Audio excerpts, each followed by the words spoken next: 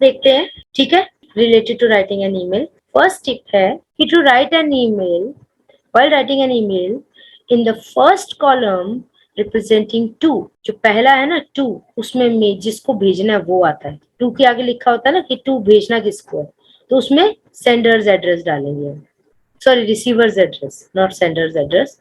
वो फ्रॉम में हम सेंडर्स एड्रेस डालेंगे, टू में रिसीवर्स एड्रेस डालेंगे। उसके बाद में नीचे एक और कॉलम ऐसे बने होते हैं, समथिंग लाइक दिस, उसमें सीसी और बीसीसी लिखा होता है। हमें नहीं पता होता इसका मतलब क्या होता है ना। सीसीसी और बीसीसी में हम किनको ऐड करते हैं, हम उन पर्सन की मेल ऐड करते हैं, ईमेल आईडी, ठीक है, उनकी ईमेल आईडी ऐड करते हैं जिनको हम इस चीज में रखना चाहते हैं कि उनकी भी कंसिडरेशन में ये चीज रहे, सो दैट कि जिसको हम, जैसे मैं कोई ईमेल भेजी आपको, मैं चाहती हूँ कि आपकी ये ईमेल आपके पेरेंट्स के कंसिडरेशन में भी रहे, क्योंकि आप सो दैट कि इस ईमेल को इग्नोर ना कर सको। तो मैं क्या करूंगी, सीसी और बीसीसी में आपके पेरेंट्स की ईमेल आईडी डाल दूंगी दोनों की, जिससे क्या होगा, ये मेल उनके पास भी जाएगी, तो उनको भी पता लगेगा कि श्वेता ने जो है हमारे बच्चे को ये मेल भेजी है और ये रीजन है इस मेल को भेजने का। फिर आप उस पर जो भी एक्शन लेते हैं वो उनको भी पता लगेगा, ठीक है। तो वो होता है सीसी और BCC.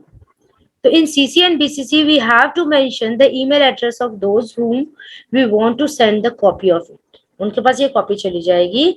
If not to be send them, ignore it. अगर आप नहीं भी सेंड करना चाहते, आप चाहते हो कि मैंने जिसको भेजा और मैंने भेजा सिर्फ हम दोनों के बीच में रहना चाहिए, तो फिर टू और फ्रॉम से काम चल जाता है। ये हमें एक्सेप्शनल होता है कि हमें किसी और को भी दिखाना है ना, करेक्ट, क्लियर है। जैसे हमारे ऑफिस में होता है कि अगर हमें सीईओ, जो हमारे सीईओ होता है, उन सीईओ को दिखाने होते हैं, या किसी को हमारे जो अथॉरिटेटिव पर्संस होते हैं उनको दिखाने होते हैं कि भाई ये हमारा काम चल रहा है, तो हम सीसी बीसीसी में उनको रखते हैं, ठीक है। ओके, देन आता है सब्जेक्ट कॉलम आता है, ठीक है। We need to state the main cause of the email. इसमें घुमा फिरा के बातें नहीं करनी, स्ट्रेट फॉरवर्ड, जो भी रीजन है वो स्ट्रेट फॉरवर्ड रहना चाहिए। शुड बी ब्रीफ, लंबा चौड़ा सेंटेंस नहीं लिखना। Again, the body should start with the pleasant opening. ऐसे नहीं कि तूफान आ गया, इसको जरा संभाल लो, ठीक है, भूकंप आ रहा है, अब हम क्या करें, ठीक है, स्टॉक खत्म हो गया,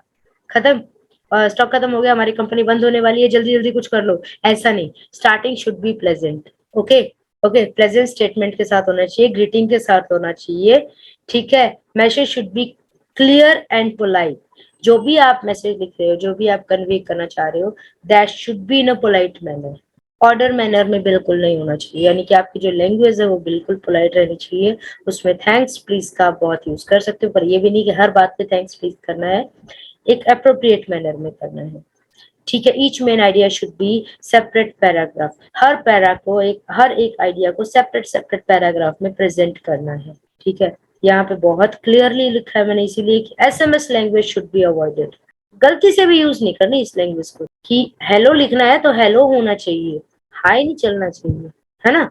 खैर मुझे तो इतनी एब्रिविएशन आती नहीं है, तो मैं एब्रिविएशन की ज्यादा एग्जांपल भी नहीं दे पाऊंगी एसएमएस वाली तो चलिए, the main content should be more than 2 to 3 paragraph. Main content पहले 2-3 पैराग्राफ में आ जाना चाहिए। ईमेल लिख रहे हो, खत नहीं लिख रहे हो, ऐसे नहीं कर देना कि 2-3 पेज का लिख देना है, ऐसे नहीं करना। शुड बी ब्रीफ, कि जितनी जरूरी है उतनी बात लिखे, इधर उधर की घुमा फिरा के ज्यादा बातें नहीं करें।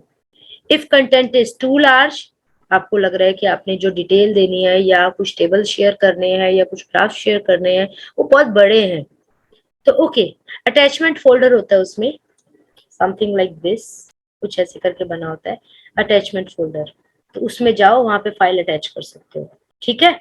After completing it should be proof read, दोबारा रीड करो, send by clicking on the send option. बाद में बिल्कुल एंड पे आपको सेंड की ऑप्शन होती है, वहां पे सेंड का कर दो क्लिक और आपकी मेल सेंड हो जाएगी, ठीक है, क्लियर है। ये तो हुआ हमारा फॉर्मेट, हमें कैसे इसको मतलब लिखना है। पूरा वीडियो देखने के लिए और लेटेस्ट